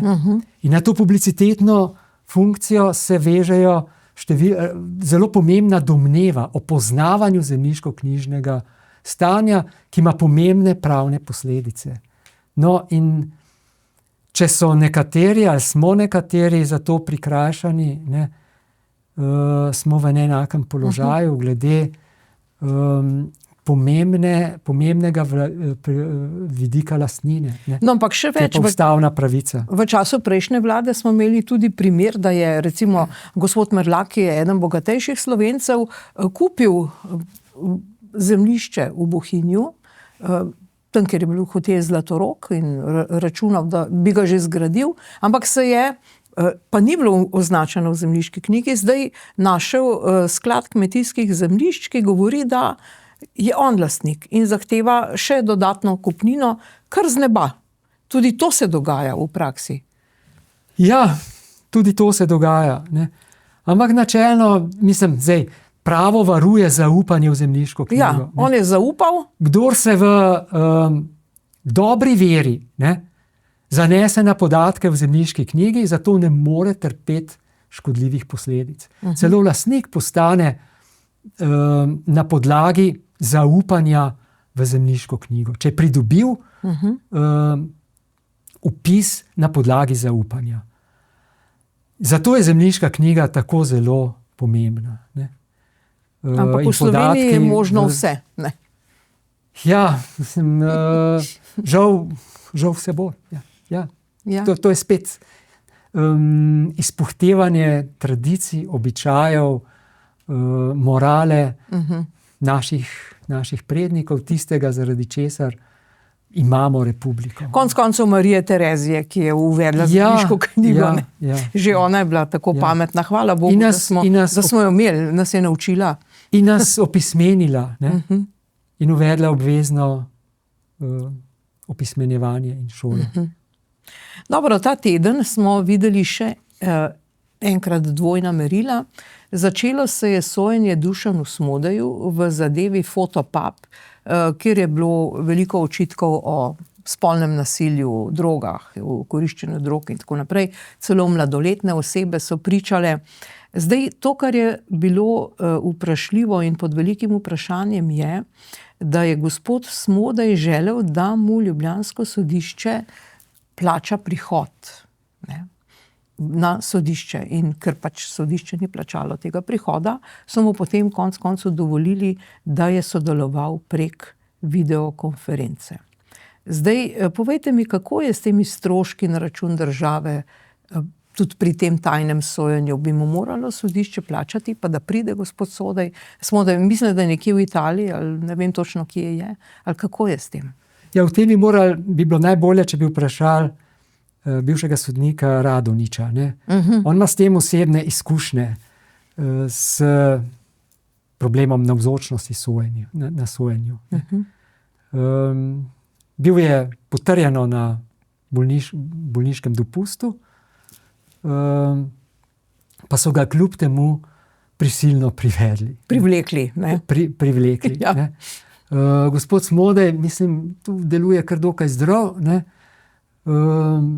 Pa z njim je pa nekoliko drugače. Ne? Stroške prihoda na sodišče krije seveda vsak sam, potem pa glede na izid postopka sodišče odloči, kdo končno krije te stroške. Ali jih trpi sam, se pravi, to je takrat, ko je obsojen, če pa je oproščen ali pa če je obtožba zavrnjena zoper njega, pa mu jih mora država povrniti. Tako da gospod Smodej bi seveda moral sam pač kriti te stroške. Če se izogiba sojenju, so zato tudi prisilna sredstva. Ne? Obstajajo tudi tiralice, evropski priporni nalog in končno tudi pripor. Gospod Balažic bi v tem tudi kaj vedel povedati. Ja, če ima še kuhno, ne? Brez kuhne ostal človek. Tako da pri nas imamo seveda to selektivno pravičnost. In kaj ta selektivna pravičnost v tem primeru pove? No, upam si spekulirati, da pove, da je gospod Smodej zelo globoko vpleten v pomembne politične strukture, ki obvladujejo tudi slovensko sodstvo, ne? Podobne kot gospod Janković, ki tako nonšalantno pove, da ima slovensko sodstvo takole kot marionete. Ne? To je povedal na hrvaški javni televiziji, ne bom kol obsojen, da ima on sodnike takole. Ne? In Smodej očitno ima tudi neke zveze. Ne? In če to povežete s tistimi burnimi reakcijami vidnih oziroma najvišjih vrha stranke Levica, ne? Aste Vrečko, Mesca, ko jim omeniš tega gospoda in njihove morebitne povezave, enostavno zgubijo pamet in začnejo histerizirati na televiziji. Gospa Asta Vrečko gre v restavracijo v Benetkah in če vidi Smodeja, je tako, kot če bi opazila, ne vem, kot če bi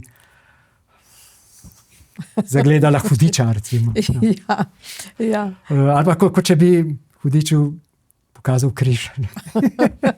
Zdrvi ven. No, zakaj? Ta stavek, ne, ko že omenjate to televizijsko, ta pogovor pri gospodu Slaku, paste, kaj boste rekel zdaj, ker bom tožila. Ne. Mislim, ta stavek je pa res nenavaden. Preden je gospod Lodrič sploh vdihnil, da bo kaj rekel, paste. Ja, že ve zakaj, ne, se je sama izdala. Ne. Bolj kot tiste fotografije, ne, ki kažejo, na katerih je viden prvak Levice v fotopubu, ne, kaže na vpletenost v to afero prav ta reakcija gospe Aste Vrečko, pa potem tudi Luke Mesca, ki je v istem studiu iste komercialke ravno tako zgubil živce. Ne. Vse to kaže, da pač ne gre samo za neke domneve, ampak da ta dim kaže, da je tudi ogenj. Ne. Torej, kakšen zaključek vi napovedujete v tej zadevi? Napovedujem dolgotrajno sojenje. Poglejte, kako dolgotrajno sodijo in povsem po nepotrebnem, nesmiselno, celo s kršitvijo zakona o pravdnem postopku poteka sojenje v zadevi Možina Makarovič. Ja. Poglejte Jankovićeve zadeve. Ne? In ravno tako pričakujem in napovedujem, da bo tudi v zadevi Smode. Ne? Vleklo se bo. Ne vem, kdaj, kako se bo to končalo. Ne?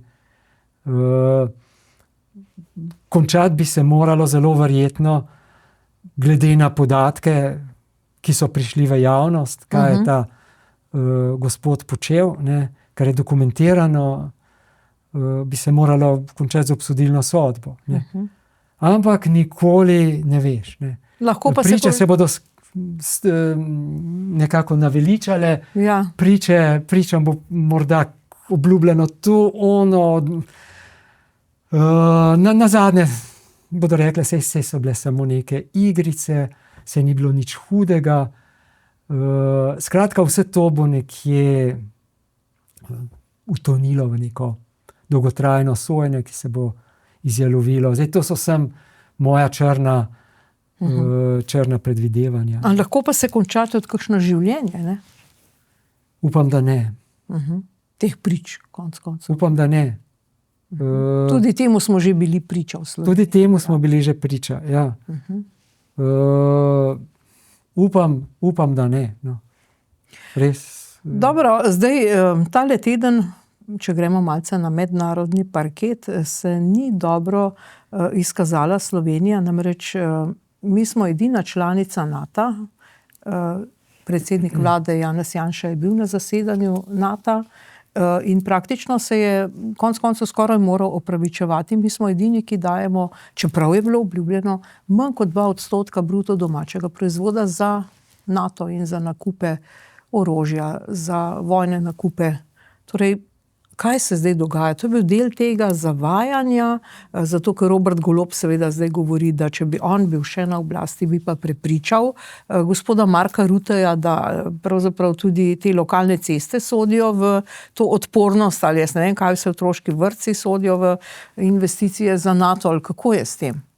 Ja, glejte, če je doktor Golob prepričal ameriške generale, ne? Ja, gotovo bi tudi Rutteja.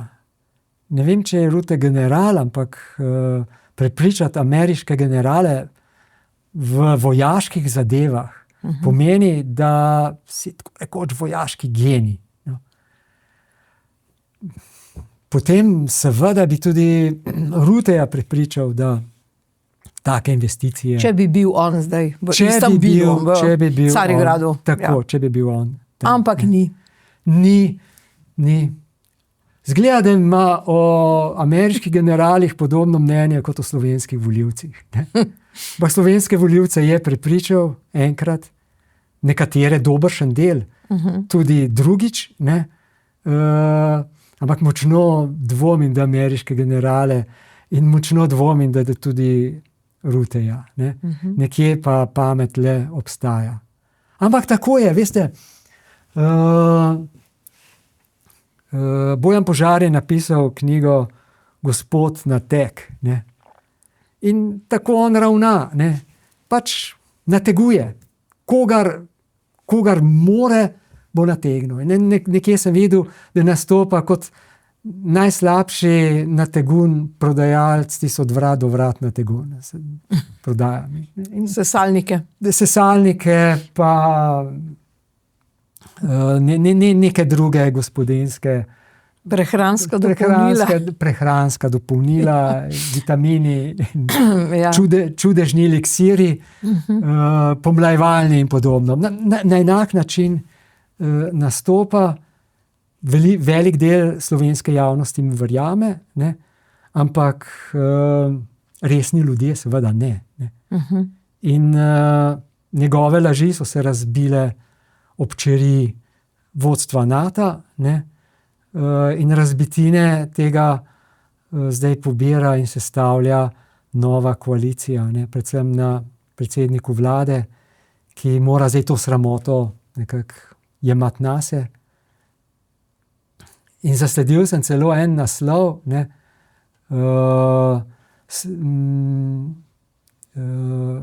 v enem od teh dominantnih medijev, ne, Janša, ne vem, zavajali smo, skrušeno priznal, zavajali smo. Ja.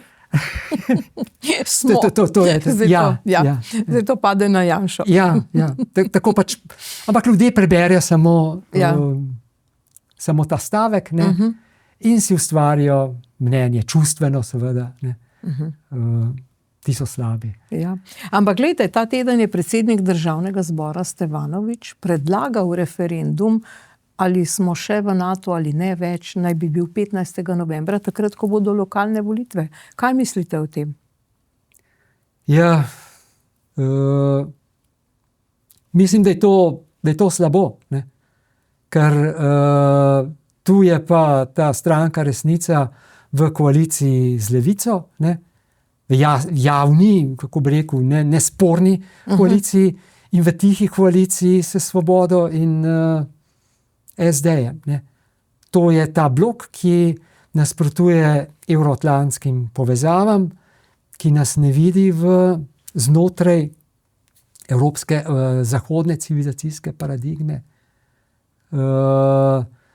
ki nas pod plaščem neke nevtralnosti in neke demilitarizacije in nekega miru in idile tlači v zelo nevarne, rine v zelo nevarne vode, ali pa celo v svet, ki mu nikoli nismo pripadali, razen v času propadle, bankrotirane in v krvi utopljene in razkrojene Jugoslavije. In v tem delu jaz seveda nikakor nisem na strani Resnice in še danes mislim, da je stranka Resnica dokaj nevarna stranka in kako bi rekel, neka aberacija slovenskega volilnega telesa. Kaže se zdaj v neki dobri luči. Tudi njen predsednik dobro nastopa, inteligenten, zelo dobre izjave ima na mestu, tudi ravnanja, ampak zavedati se moramo, kaj so korenine te stranke in ne pozabiti, da so nevarne. Ali mislite, da so nanj pritisnili ti pritiski, zdaj on ima seveda v stranki in v parlamentu nekega podjetnika, ki ni plačeval delavcem. Skratka, vsak dan na vseh kanalih poslušamo o tem gospodu, vse je zdaj že plačano, vse obljubljeno, pa še vedno vrtimo tega človeka. Mislite, da so tako pritisnili nanj?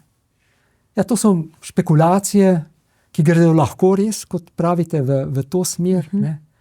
Lahko gre pa za njegovo povsem izvirno prepričanje, ki ga ni skrival že v predvolilnem obdobju, ko je nasprotoval evroatlantskim povezavam, bil zelo skeptičen od njih, ne, in Slovenijo potiskal na vzhod, na Rusom, Srbom, ne,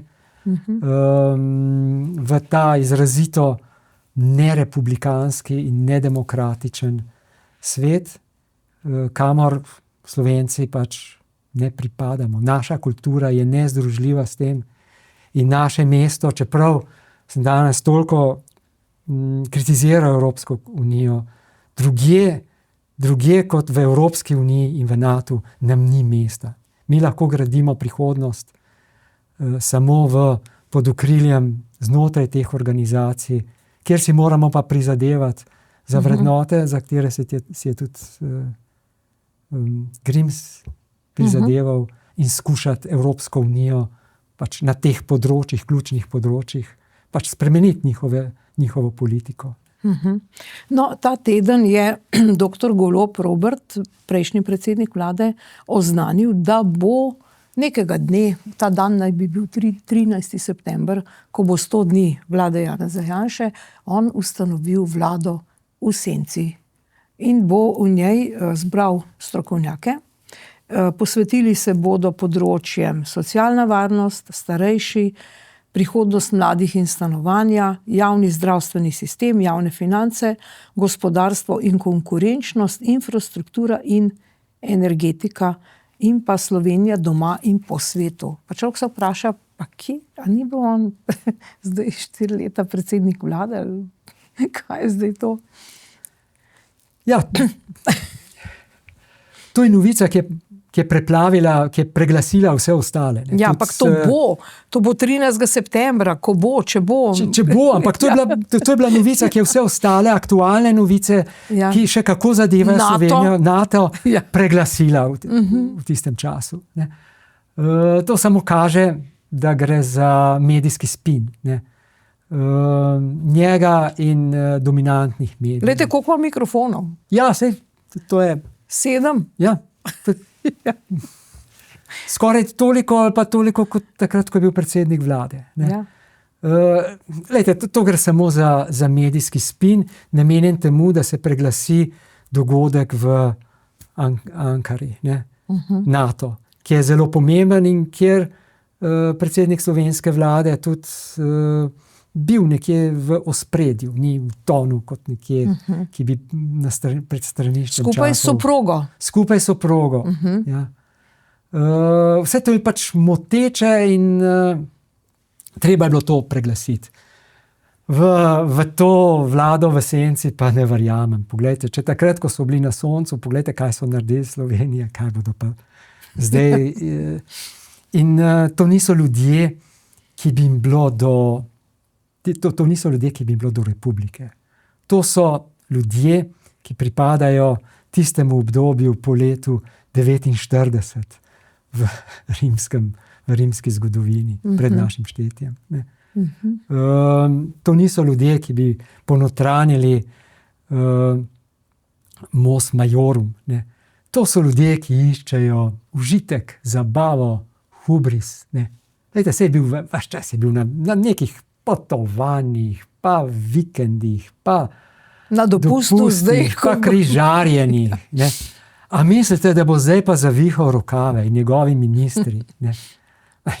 To je pač medijski spin, ne, ki ga pač ni jemati resno. Ampak glejte, ne, zdaj, ko pravite, da so v tem obdobju te republike, pravzaprav so tudi v obdobju neuvrščenih. Ne. Tanja Fajon je to kazala ves čas tega svojega mandata. Ona bo zdaj postala, mogoče bo, ne, tako, to mora seveda potrditi še svet EU. Ona bo posebna predstavnica Evropske unije za Sahel. Zdaj, gospa Tanja Fajon je capljala tam po Afriki in hodila naokoli, ne, in konec koncev tudi v vseh teh arabskih državah. Ne. In zdaj me zanima, komu zdaj kdo je zdaj plačuje neke usluge, kaj je s tem?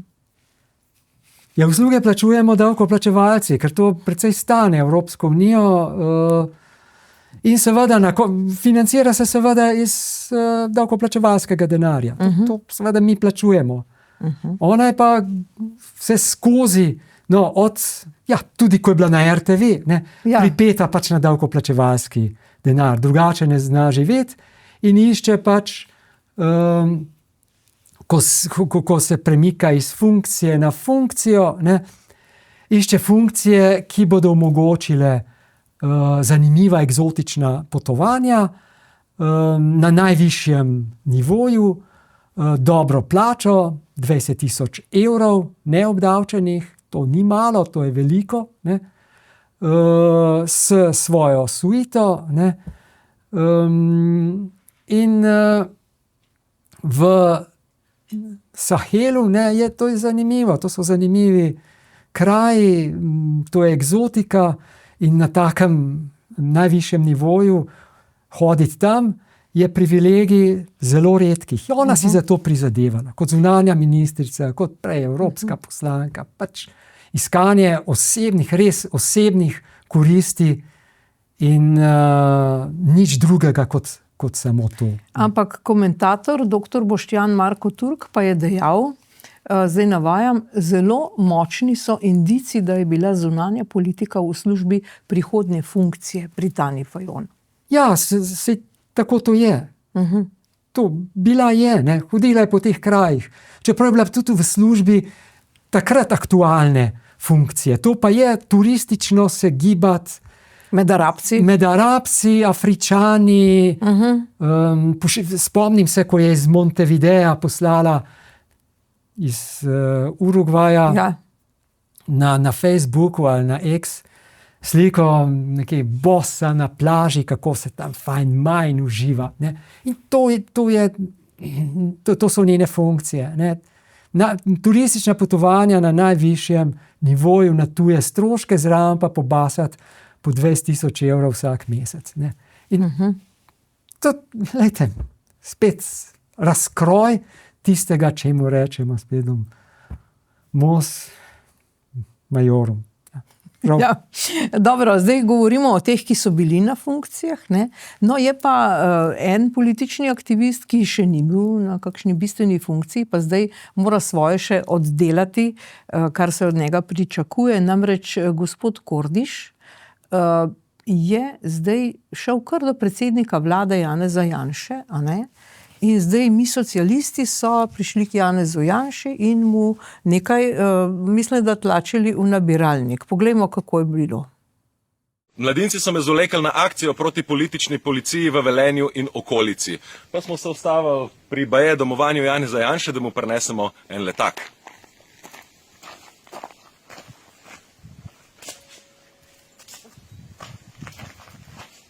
In, a misliš o podpisu?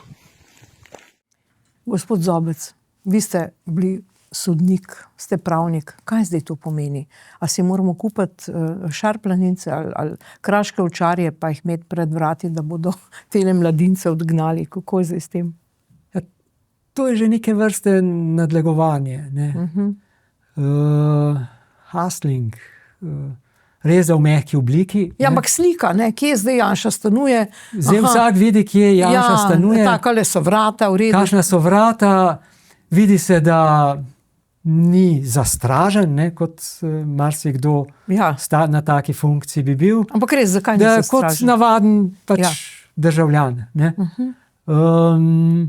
Ampak, če pomislimo, kako osovražen je, oziroma pri teh socialistih in levici, kako osovražen je Janša. Ne?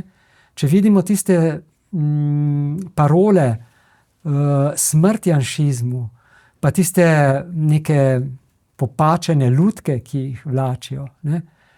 In agresivnost, ki jo izražajo proti njem. Če to povežemo s tem dejanjem, kjer je nekako tako očitno, kjer se vidi, kako lahko dostopen je njegov dom, ne, da najbrž bi to zahtevalo potem neko spremembo, ne, neko varovanje, kar od strani slovenskih teh levičarjev je ogrožen in to je neko nadlegovanje. Ne.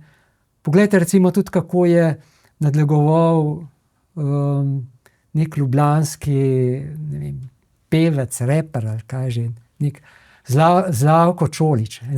Ali Zdravko Čolić. Zlatko. Kaj je? Zlatko Čolić. No, dobro. Nadlegoval doktorja Kreka. Ne? Kako se je recimo tudi mešal proslave in kako so napadali v času covida tuje delegacije, ne? Njihove avtomobile, kako so pljuvali na slovensko častno četo. Ja. Nimajo res nobenega odnosa do republike, da so agresivni do konca in da izpričujejo tisto, kar sem prebral, mislim, kar je rekel, mislim, da Gad Saad, da so levičari 7-krat bolj agresivni od konzervativnih. Ne. Tako da ta to dokazuje. Ne. To je agresivnost, nadlegovanje, posebej, ker se potem posname, to objavi. Ne. In to bi zahtevalo nek odziv, ne. Neko varovanje. No, pa res, zakaj Janez Janša? Jaz sem tudi začudena. Še jaz vidim, da dejansko nima varovanja. Ne? Vsi vemo, v Murglah so bili policisti, so bile hišice, tule, kjer je Dolančeva šola, je tudi bila ta stražarnica. Jaz ne vem, zakaj Janez Janša nima tu nekega čuvaja. Jaz se spomnim, kot otrok hodil sem na šolo Majde Vrhovnik, ni bilo telovadnice, hodili smo na telovadbo v Tivoli, z Majde Vrhovnik v Tivoli. In tam so bili stalno v teh vilah, ukradenih seveda, je bil Miha Marinko, tega se spomnim, pač njegove vile, pa je bil Maček tam blizu. In posod je bila stražarnica in si videl, miličnik se je sprehajal gor in dol. In rekli so celo, to je bil ena taka metafora, sprehaja se kot miličnik pred Marinkovo vilo. Kot pač toži brezciljno. Tu pa nič. Tu pa kar nek Kordiš bo kar v nabiralnike nekaj tlačil. Ne? In se snimal. Ne? To je res nesramno. Nesramno, predrzno in upam, da bo imelo neke varnostne posledice, da bodo pač nekoliko ukrepili varovanje predsednika vlade in njegove družine seveda. Ne? Morda ga tu ni doma, verjetno ga ni, ampak no pa dobro, ima pa družino. Je pa družina, žena sta, otroka. Ne? Mislim, kaj se pa to vdiranje v njegovo zasebnost. Ja, in to kazanje, zdaj kazanje tega vhoda. Slovenski javnosti. Ne? Ja, vsem tem, ne? Ki so nastrojeni. Ja, to je... Dobro, zdaj tale teden je že potekal referendum in seveda vrh bo v nedeljo. Referendum o parkiranju v ljubljanskih soseskah, o tem odloku, ki ga je Janković predlagal, pa ga je potem umaknil. Ne. So pa v kampanji, to je zdaj gre samo za Ljubljano, izdali in obesili civilna iniciativa za Ljubljano, ukrajšano CILJ, cilj, je tale rumeni karton obesila na grajski stolp. Zdaj, kaj si mi zdaj lahko obetamo? Torej, zadeva je taka, ker gre samo za Ljubljano, potrebujejo na referendumu, mislim, da 45.400 glasov proti, da uspe to glasovanje proti nekemu odloku, ki je zdaj sicer umaknen, ampak je lahko naslednji dan spet predložen mestnemu svetu. Ne? Kaj lahko pričakujemo? Je Zoran Janković tako razjezil Ljubljančane, ki se jim zdaj obeta, da bodo morali plačevati parkirnino na parkiriščih, ki so jih pri blokih že sami delno plačali, da jim bodo pajki odvažali vozila. Skratka, bila je drama v januarju, februarju in to je tudi pripeljalo do tega referenduma. Ja, Janković dobro ve, da lahko v Ljubljani dela, kar hoče. Da je neomejen vladar in v tej svoji vladarski, avtoritarni samopašnosti, v tem hubrisu, v tej vladarski aroganci, je gladko sprejel, seveda njegov svet, ampak to je on, ne, ta odlok. Številnim Ljubljančanom to ni všeč. Ne. V soseskah, ki so njemu sicer izrazito naklonjene, so zoper to odločno protestirali in rodil se je referendum. No in on je po tem referendumu, oziroma po tem, ko so bili podpisi za referendum že zbrani, dosegel, da je bil ta odlok umaknjen. Iz dnevnega reda. Na mestnem svetu. Bil je že sprejet. In potem, ko je sprejet ta odlok in postopek pred svetom končan, pač ne more več vračati časa nazaj in postopkov v fazo, ki je že minila. Zdaj je na vrsti seveda referendum in ljudstvo, da se o tem izreče.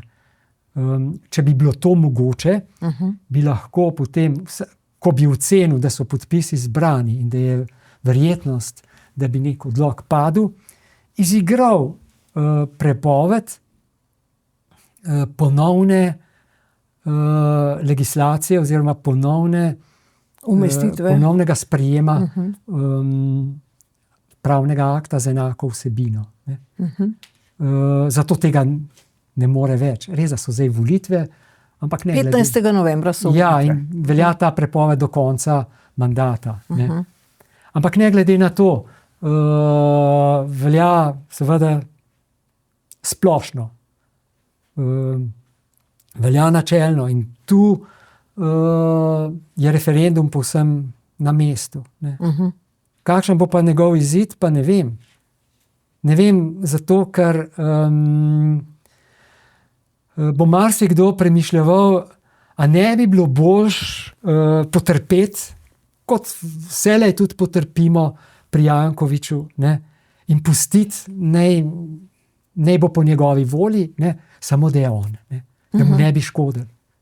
Ker on je tako strašno priljubljen oziroma tako brezrezervno ga podpirajo njega kot župana, večina Ljubljančanov ga aklamativno voli, ne? Da karkoli on naredi, nič mu ne škodi. Nič mu ne škodi, ne? Če bo morda jutri uvedel pravo prve noči, ponovno bo izvoljen. In ne bi se čudil, če bi. Ne? Ja, se mogoče v praksi to teče. Morda to teče, ja. Tako da, veste, Ljubljančani so me že dolgo nazaj, kar so me zadnjič razočarali, zdaj me ne več. In ne verjamem, da bo referendum tako, kot ste povedali, da bo zbranih teh, koliko, 45 tisoč? Ja, 45 400 pa še nekaj. Glasovov proti. Ja. Ne verjamem, da bo. In da bo gospod Janković, gospod 10%, kot razkrivajo prisluhi, še naprej užival še kaj več kot 10%, morda celo v tistem, kar sem prej povedal. No, ampak obeta se, da ljudje, ki nimajo slovenskega državljanstva, izgubijo volilno pravico na lokalnih volitvah. Je to prav? Ja, ko dobro premislim, zadnjič sem pri vas na hitro rekel, ni dobro, da se ožijo pravice, ampak vprašajmo se, pravice ljudem, komu se te pravice ožijo? Oži se samo volilna pravica državljanom tretjih držav. Ne? In za to volilno pravico pa nimam teh pomislekov. To so pač državljani, ki niso tako vključeni v ta prostor v Slovenijo, kot smo Slovenci, državljani Slovenije in državljani Evropske unije, ker je pač Slovenija članica Evropske unije. Ti prihajajo iz tretjih držav, ti migracijski Republika Srpska, Srbija, predvsem Republika Srpska in Srbija. In dotok iz teh držav je zelo močan. Ne? In naklonjenost ljubljanske občine do sprejemanja teh in gradenj stanovanj za te je izredna. No? To z odprtimi rokami. Tako kapital kot delavce. Skratka, mi smo tu zelo odprti za te. In s takim dotokom lahko bistveno vplivajo na volilni rezultat, ker volilna disciplina pri njih, domnevam, je večja kot pri slovenskih državljanih, ki so dokaj brezbrižni. Ne? In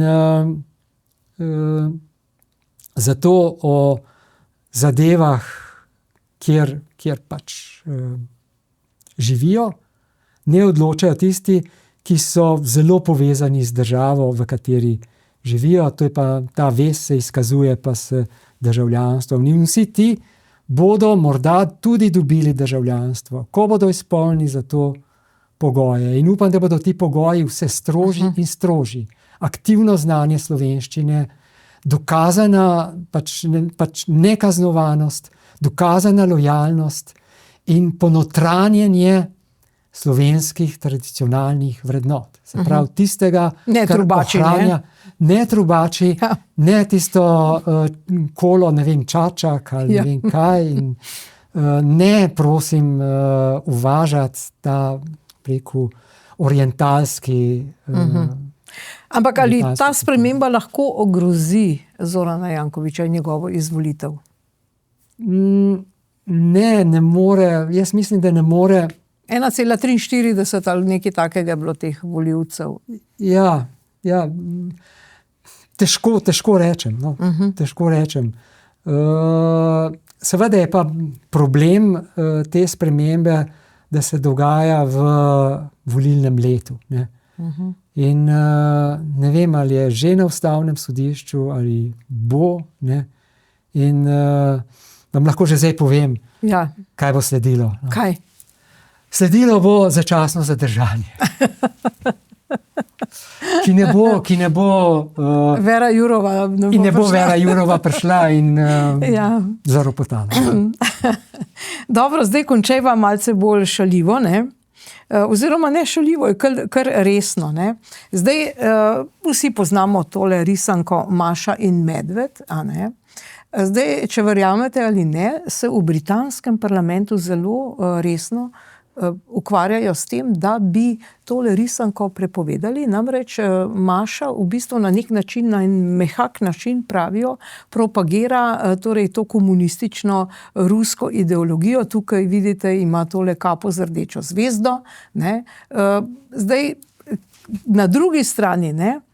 Torej, oni resno razpravljajo o tem v britanskem parlamentu. Na drugi strani imamo pa mi nekega, zdaj pogojno rekla, medveda, ne, če hočete nekega Kučana, no, Milana Kučana, ne, sej medved, to sem bolj tako mislila v šali, ne, Milan Kučan je pa znan, da recimo hodi z rdečo zvezdo izzivati na državne proslave. Tole je bilo zdaj na proslavi ob 35. obletnici samostojne Slovenije.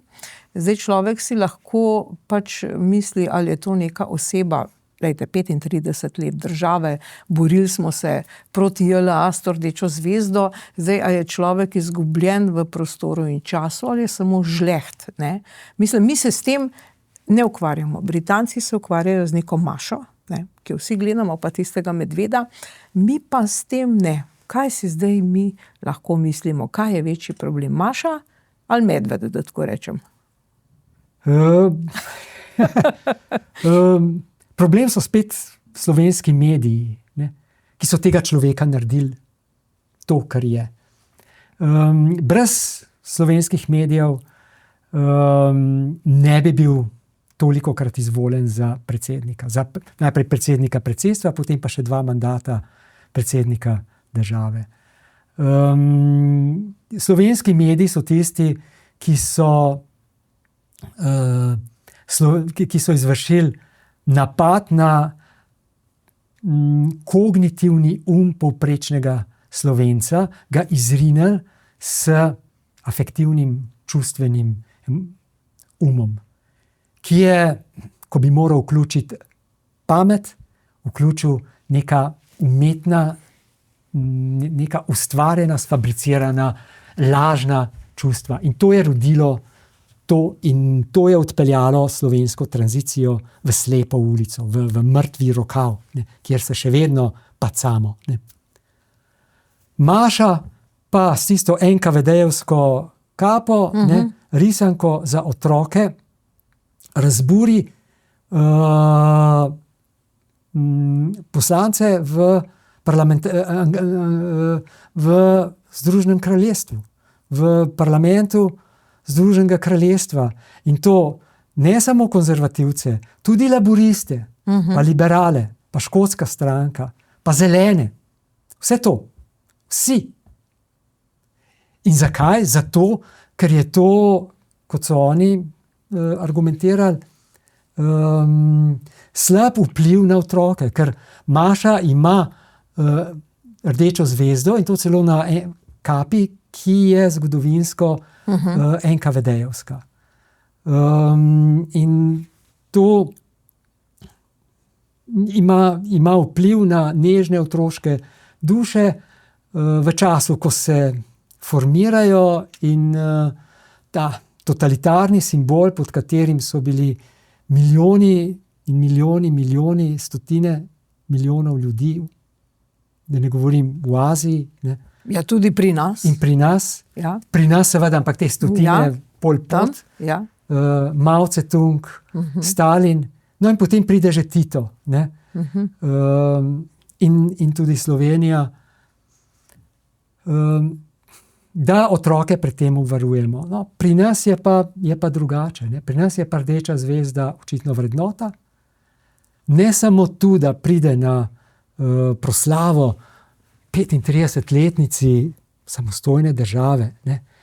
Se pravi, 35-letnici, kar smo razglasili svojo republiko in premagali tujo agresorsko vojsko, ki je ob razglasitvi samostojnosti napadla mlado državo, s tanki tlačila naše avtomobile, prevračala naše avtomobile, okupirala mejne prehode, streljala na naše ljudi, pobijala ljudi, bombardirala, kot smo videli na Medvedjeku, metala kasetne bombe, ki so konvencijsko prepovedane, vse pod to rdečo zvezdo, ki jo nosi človek, ki je častni gost v prvi vrsti na 35-letnici samostojnosti. To je nekaj nepojemljivega. Jaz ne poznam v svetu nekaj, s čimer bi to anomalijo in to sprevrženost lahko primerjal. Ker to je simbol. To je simbol vsega tega. Krvi, umorov, Macesnove Gorice, Barbaringarova, vse to pod rdečo zvezdo. In veste, to je tako, kot če bi prišel na proslavo ob zlomu nacizma in sedel v prvi vrsti s nacističnim simbolom. To je enako. Enaka žalitev. In nihče nič. Ne, nič, ampak poglejte, katera od teh zvezd bo prej prepovedana, Mašina ali Kučanova? Vprašanje najbrž je samo retorično. Ja. V Sloveniji žal, se žal to dogaja in na proslavah, celo državnih proslavah, ne, vidiš več rdečih zvezd, ne, kot slovenskih zastav. In koliko vidim na uradnih prireditvah tudi, ko mahajo s slovensko zastavo, ki je iznakažena z rdečo zvezdo, kar je celo kaznivo dejanje iznakaznitev oziroma ponareditev ali skazitev državne zastave. In to skazitev državne zastave ne kar tako, ampak s totalitarnim simbolom. In tožilstvo ne reagira. In ob takih simbolih sem videl, se slikajo najvišji državni predstavniki, predsednica države. Kje se je izgubil duh ustavnosti, ki izvira iz vrednote osamosvojitve? Kje je tisto, kar so očetje Slovenije pred 35 leti in predtem načrtovali? Ne? Kje je ta mos majorum, če se spet k temu vrnem? In ker se to dogaja, je država Slovenija ogrožena. Tako kot je ogrožena tudi Evropska unija in kot je bilo ogroženo od je bila ogrožena Rimska republika od leta 1949 pred našim štetjem. Ko se spet tja vrnem, ker me zelo spominja. In to paralelo je odlično urisal en zapis v American Leviathan s tem naslovom.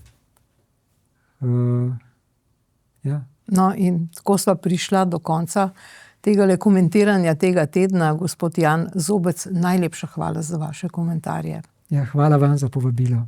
In hvala za pozornost. Nasvidenje.